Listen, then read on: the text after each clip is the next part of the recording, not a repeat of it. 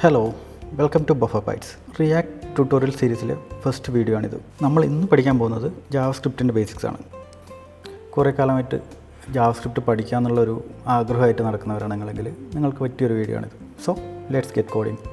എന്താണ് ജാവാസ്ക്രിപ്റ്റ്? അതായിരിക്കും നമ്മുടെ മനസ്സിലേക്ക് ഫസ്റ്റ് വരുന്ന ക്വസ്റ്റ്യൻ. ജാവാസ്ക്രിപ്റ്റ് എന്ന് പറഞ്ഞു കഴിഞ്ഞാൽ നമ്മളിപ്പോൾ കാണുന്ന എല്ലാ വെബ്സൈറ്റുകളും ഉണ്ട്. എല്ലാ വെബ്സൈറ്റുകളും റൺ ചെയ്യുന്ന അതിൻ്റെ പിറകിലുള്ള പ്രോഗ്രാമിംഗ് ലാംഗ്വേജാണ് ജാവാസ്ക്രിപ്റ്റ്. വളരെ സിമ്പിളായിട്ടുള്ള ഒരു ബട്ടൺ ക്ലിക്ക് മുതൽ വളരെ കോംപ്ലക്സ് ആയിട്ടുള്ള ഫേസ്ബുക്കും ജിമെയിലും പോലുള്ള വളരെ കോംപ്ലക്സ് ആയിട്ടുള്ള വെബ്സൈറ്റുകൾ വരെ ക്രിയേറ്റ് ചെയ്യാൻ യൂസ് ചെയ്യുന്നൊരു ലാംഗ്വേജാണ് ജാവാസ്ക്രിപ്റ്റ്.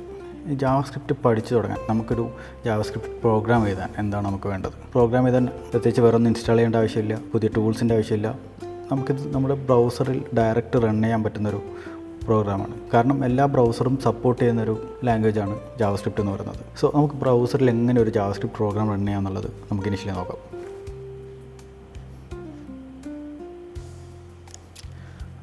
നമ്മളൊരു ബ്രൗസർ ഓപ്പൺ ചെയ്യുക, ഏതെങ്കിലും ഒരു വെബ്സൈറ്റ് ലോഡ് ചെയ്യുക. ഞാനിവിടെ ഒരു ബ്ലാങ്ക് ആയിട്ടുള്ളൊരു വെബ്സൈറ്റ് ലോഡ് ചെയ്തിരിക്കുകയാണ്. എന്നിട്ട് ഇവിടെ നമുക്ക് റൈറ്റ് ക്ലിക്ക് അടിച്ച് ഇൻസ്പെക്ട് എന്നുള്ള ബട്ടൺ ക്ലിക്ക് ചെയ്ത് കഴിഞ്ഞാൽ ഡെവലപ്പർ വിൻഡോ ഓപ്പൺ ആയി വരുന്നതാണ്. ഇതിൽ സെക്കൻഡ് ടാബ്, അതായത് ഈ കൺസോൾ ടാബ് എന്ന് പറയുന്നത് നമുക്ക് ജാവാസ്ക്രിപ്റ്റ് റൺ ചെയ്യാൻ യൂസ് ചെയ്യാൻ പറ്റുന്നതാണ്. ഇവിടെ ജാവാസ്ക്രിപ്റ്റ് എഴുതി അത് എക്സിക്യൂട്ട് ചെയ്യാം. ഒരു ജാവാസ്ക്രിപ്റ്റ് ഇൻട്രാക്റ്റീവ് ഷെല്ല് പോലെ വർക്ക് ചെയ്യും. ഇവിടെ കോഡ് ചെയ്താൽ അതിൻ്റെ ഔട്ട്പുട്ട് കാണാം. ഫോർ എക്സാമ്പിൾ നമുക്കൊരു ഇനീഷ്യൽ മെസ്സേജ് പ്രിൻറ്റ് ചെയ്ത് നോക്കാം. നമ്മുടെ കൺസോളിലേക്ക് എന്തെങ്കിലും പ്രിൻറ്റ് ചെയ്യാൻ വേണ്ടി നമ്മൾ യൂസ് ചെയ്യുന്നത് console.log എന്നുള്ള ഫംഗ്ഷനാണ്.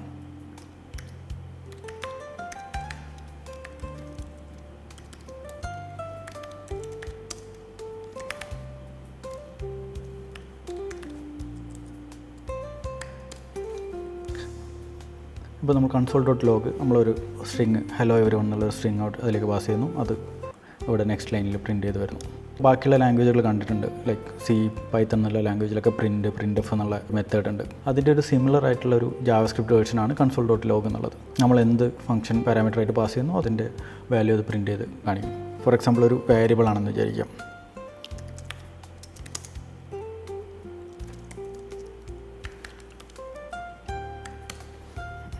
ഇവിടെ നെയിം എന്ന് പറയുന്നത് ഒരു വേരിയബിളാണ്. ആ വേരിയബിൾ നമുക്ക് console.log വെച്ച് എങ്ങനെ പ്രിൻറ്റ് ചെയ്യാൻ നോക്കാം.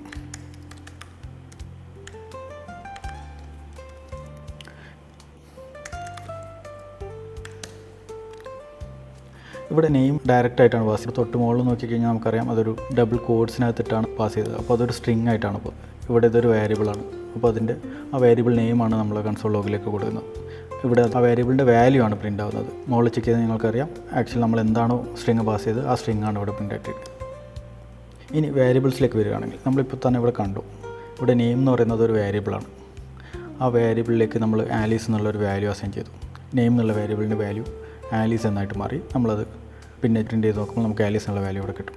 ആക്ച്വലി വേരിയബിൾസ് എന്ന് പറഞ്ഞാൽ വാല്യൂസ് സ്റ്റോർ ചെയ്യാൻ യൂസ് ചെയ്യുന്നൊരു മെക്കാനിസമാണ്. നമ്മൾ വാല്യൂസ് സ്റ്റോർ ചെയ്യാൻ യൂസ് ചെയ്യുന്നതിനാണ് വേരിയബിൾസ് എന്ന് പറയുന്നത്.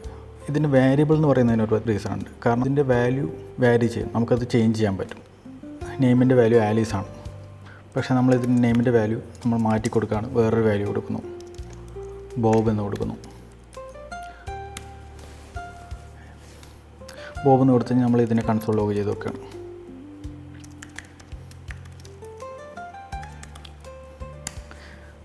ഇപ്പോൾ console.logൽ വരുന്ന നെയിമിൻ്റെ വാല്യൂ ബോബ് എന്നാണ്. ഇനീഷ്യലി നമ്മളത് ആലീസ് എന്നായിരുന്നു ഡിഫൈൻ ചെയ്തത്, പക്ഷേ ഇപ്പോൾ അതിൻ്റെ വാല്യൂ ബോബ് എന്നാണ്. സോ ഇനീഷ്യലി ആലീസ് എന്നുണ്ടായിരുന്ന നമ്മുടെ വേരിയബിളിൻ്റെ വാല്യൂ നമ്മൾ അസൈൻ ചെയ്തു.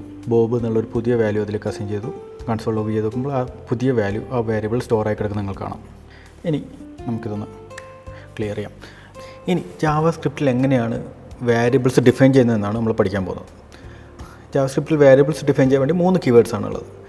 നമുക്ക് var എന്ന് പറഞ്ഞ വേരിയബിൾസിനെ ഡിഫൈൻ ചെയ്യാം, അല്ലെങ്കിൽ ലെറ്റ് യൂസ് ചെയ്ത് ഡിഫൈൻ ചെയ്യാം, അല്ലെങ്കിൽ കോൺസ്റ്റ് യൂസ് ചെയ്ത് നമുക്ക് ഡിഫൈൻ ചെയ്യാം. ഇത് 3 വർക്ക് ചെയ്യുന്നത് ഡിഫറെൻ്റ് ആയിട്ടാണ്.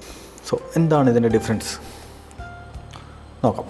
ഇതിൽ var എന്ന് പറയുന്നത് മുൻപ് യൂസ് ചെയ്തുകൊണ്ടിരുന്ന ഒരു വേരിയബിൾ ഡിക്ലറേഷൻ മെത്തേഡാണ്. ഇപ്പോൾ കോമൺലി അത് യൂസ് ചെയ്യാറില്ല. അപ്പോൾ അതിൻ്റെ കാരണം എന്താണെന്നുള്ളത് പിന്നീട് പറയാം. ലെറ്റാണ് ഇപ്പോൾ നമ്മൾ കോമൺലി വേരിയബിൾസ് ഡിഫൈൻ ചെയ്യാൻ യൂസ് ചെയ്യുന്നത്. കോൺസ്റ്റ് അതുപോലെ യൂസ് ചെയ്യാറുണ്ട്. പക്ഷേ ഇതിൻ്റെ രണ്ടിൻ്റെയും യൂസ് കേസ് ഡിഫറെൻ്റ് ആണ്. var വെച്ചിട്ട് എങ്ങനെയാണ് ഒരു വേരിയബിൾ ഡിഫൈൻ ചെയ്യുന്നത് നമുക്ക് നോക്കാം. var word is equal to crow എന്ന് നമ്മൾ കൊടുക്കുന്നു. സിമിലർലി ലെറ്റ് വെച്ചിട്ട് എങ്ങനെയാണ് വേരിയബിൾ ഡിഫൈൻ ചെയ്യുക എന്നുള്ളത്. Let animal is equal to cat എന്ന് കൊടുക്കുന്നു. ഇത് രണ്ടും സിമിലറാണ്, കാണുമ്പോൾ ഇതിൽ വേറെ വ്യത്യാസമൊന്നുമില്ല. പക്ഷേ ഇതെങ്ങനെയാണ് ഡിഫറെൻ്റ് ആവുന്നതെന്ന് വെച്ചാൽ വാർ വെച്ച് ഡിഫൈൻ ചെയ്ത വേരിയബിൾസ് നമുക്ക് റീഡിഫൈൻ ചെയ്യാൻ പറ്റും. അതേസമയം ലെറ്റ് വെച്ചിട്ട് ഡിഫൈൻ ചെയ്തൊരു വേരിയബിൾ ആണെങ്കിൽ നമുക്കതിനെ റീഡിഫൈൻ ചെയ്യാൻ പറ്റില്ല. ഫോർ എക്സാമ്പിൾ ഞാൻ കാണിച്ചു തരാം, ഇത് ക്ലിയർ ചെയ്യാണ്. വാർ bird is equal to crow എന്ന് അസൈൻ ചെയ്തു. നെക്സ്റ്റ് ലൈനിലേക്ക് വരികയാണ്. നമ്മൾ വാർ ഒന്നുകൂടി ബേർഡിനെ റീഡിഫൈൻ ചെയ്യാൻ ശ്രമിക്കുകയാണ്. ക്രോക്ക് വരെ നമ്മൾ വേറൊരു വാല്യൂ കൊടുക്കുന്നു, ഹെൻ എന്ന് കൊടുക്കുന്നു. ഇപ്പോൾ എന്താ സംഭവിക്കാൻ നോക്കാം. ഇവിടെ പ്രത്യേകിച്ച് ഒന്നും സംഭവിക്കുന്നില്ല. ബേർഡ് എന്നുള്ള വേരിയബിൾ റീഡിഫൈൻ ആയിരിക്കുകയാണ്. അത് കൺസോൾ ലോഗ് ചെയ്ത് നോക്കാം. കൺസോൾ ലോഗ് ബേർഡ്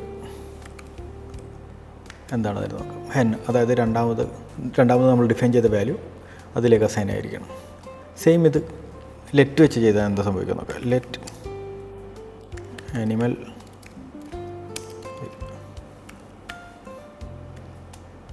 ക്യാറ്റ് എന്ന് കൊടുക്കുന്നു. ആനിമൽ എന്നുള്ളത് റീഡിഫൈൻ ചെയ്യാൻ നോക്കിക്കഴിഞ്ഞാൽ എന്താ സംഭവിക്കാൻ നോക്കാം. Let animal is equal to ഒരു ഡിഫറെൻറ്റ് വാല്യൂ ഡോഗ് എന്ന് കൊടുക്കുന്നു.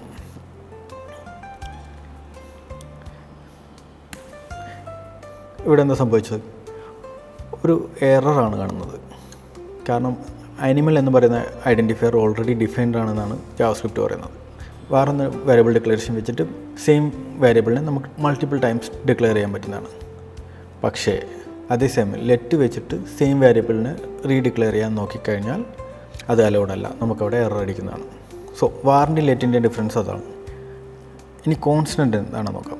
കോൺസ്റ്റൻ്റ് എന്ന് പറയുന്നത് ഒരു കോൺസ്റ്റൻറ്റ് വാല്യൂവിനെ ഡിഫൈൻ ചെയ്യാൻ യൂസ് ചെയ്യുന്ന ഒരു വേരിയബിൾ ഡിക്ലറേഷൻ മെത്തേഡാണ്. ഫോർ എക്സാമ്പിൾ നമ്മൾ കോൺസ്റ്റ് എന്ന് പറഞ്ഞിട്ട് നമുക്ക് കോമൺലി അറിയുന്ന ഒരു കോൺസ്റ്റൻ്റ് എന്താണ്, പൈ എന്ന് എടുക്കാം.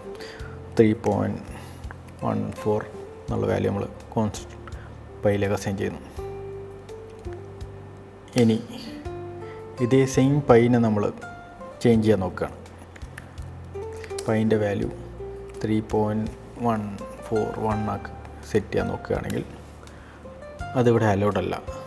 സോ അതാണ് കോൺസ്റ്റൻറ്റിനെ ഡിഫറൻഷ്യേറ്റ് ചെയ്യുന്നത്. കോൺസ്റ്റിൽ നമ്മൾ അസൈൻ ചെയ്യുന്ന വാല്യൂ നമുക്ക് പിന്നെ ചേഞ്ച് ചെയ്യാൻ പറ്റില്ല, അതൊരു കോൺസ്റ്റൻ്റ് ആണ്. ആ ഒരു പ്രോഗ്രാമിൽ ത്രൂ ഔട്ട് ആ സിമിലർ വാല്യൂ അത് ഹോൾഡ് ചെയ്യും, അതിൻ്റെ വാല്യൂ നമുക്ക് മോഡിഫൈ ചെയ്യാൻ പറ്റില്ല. അതാണ് കോൺസ്റ്റൻ്റ് ഉദ്ദേശിക്കുന്നത്. ഇതാണ് 3 വേരിയബിൾ ഡിക്ലറേഷൻ തമ്മിലുള്ള ഡിഫറൻസ്. വാർ, ലെറ്റ്, കോൺസ്റ്റ്.